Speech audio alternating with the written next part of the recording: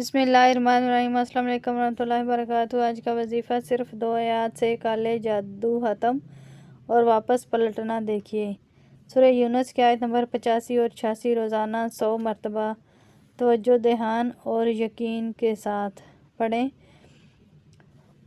سخت سے سخت جادو ختم ہو جاتا ہے اور جادو کرنے والا پر واپس پلٹ جاتا ہے۔ جب تک جادو ٹوٹے نہ جائے اس عمل کو کرتے رہیں۔